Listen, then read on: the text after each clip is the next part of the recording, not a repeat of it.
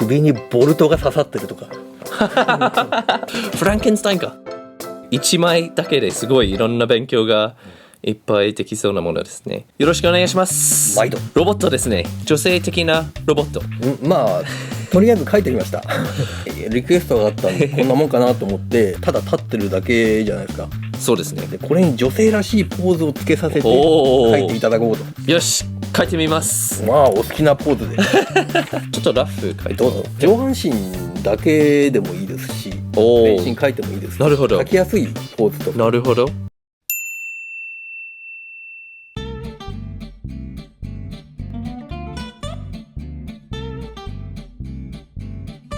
ロボットがこういうポーズしないでしょいや結構やってますよ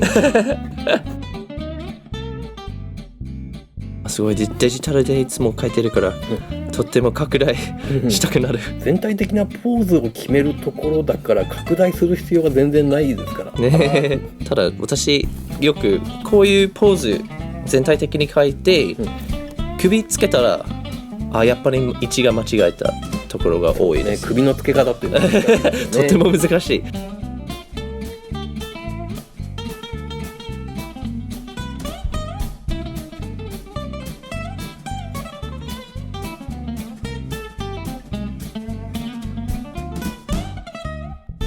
ロボットのいいところが目がやりやすくなるまあバイザー越しっていう書き方にすればね手間もそんなにかからないんでそうですね。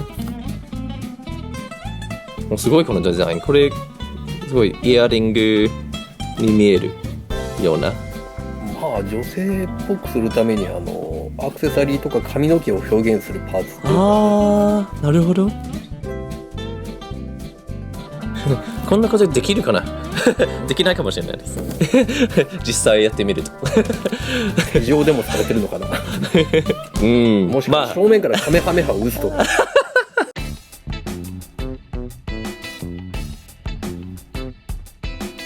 腕や足首にそういうリングをつけるっていうのは結構ね分かりやすくて書きやすいでしょ。そうですね。せっかく胸があったのにちょっと隠してた。ちょっと間違えました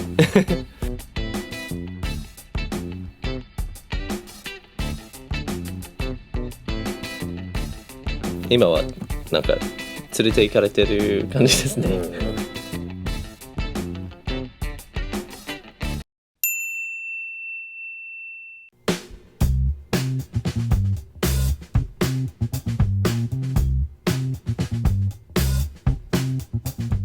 私的に顔先に描いた方がイラストの最後まで行くモチベーションに、なるのでほとんど私顔は先に。我流転生とは逆ですな。竜の絵を描くときに、はい、目玉は最後に周りから早く目を描けと言われて目を描いた途端に竜になって竜がね絵から飛び出て飛んでいっちゃったというそういう昔話。はあ。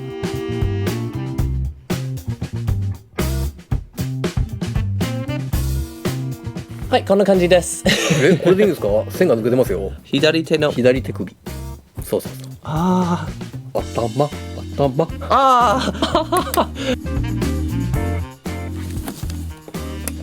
ではお願いします。はーい。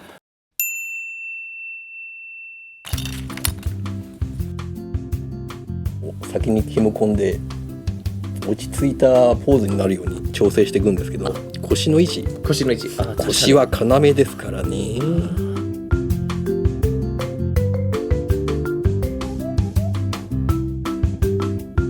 もう基本ね、ロボといえど人の体で表現しようと思ったら人間を描くつもりで。そうですね。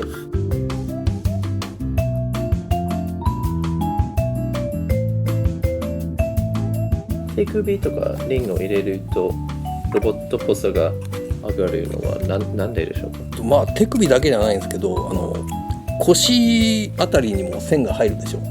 そうすると締まったデザインになるんですよね。そうですね。まあ作画もその方が描きやすいっていう理由が大きいんですけど。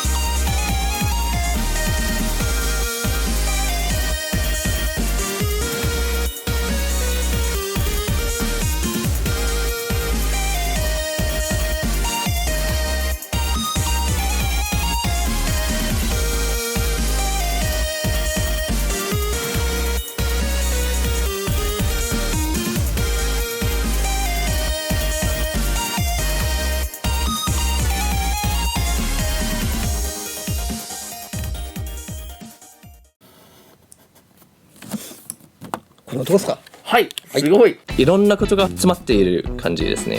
俯瞰も入っているし、直線って言わないけど、直線的なものと曲線がなんか混ざってて、それは大切なポイントですか？こういうのはやっぱりフレキシブルに動かすとなると、人間がそういうパーツをね着込んで動いてると思って描いた方が、1枚だけですごいいろんな勉強がいっぱいできそうなものですね。こっちの方向に曲がって、こっち側は逆方向、大事なことまあ角度によってね、そうですね、見え方違ってくるんで、あと一番最初にまず頭を決めて、腰の位置、ポーズが描きやすくなる。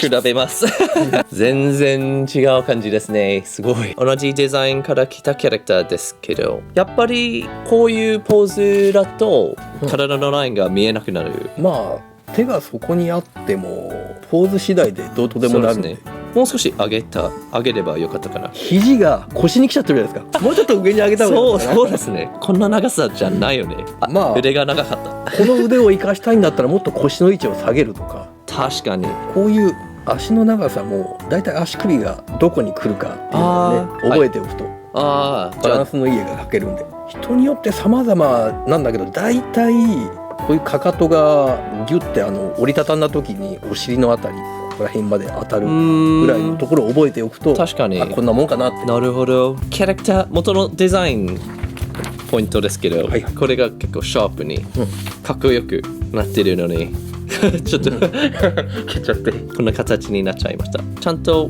指の部分が分かれてて、その表現全然なかったですねすごいロボット感が出る、こういうことで。で、洋服だと人間の上にパーツが来てると思うけど、全部ロボットのパーツだからそんなに厚み入れなくていいですね。場所にもよりますけどね。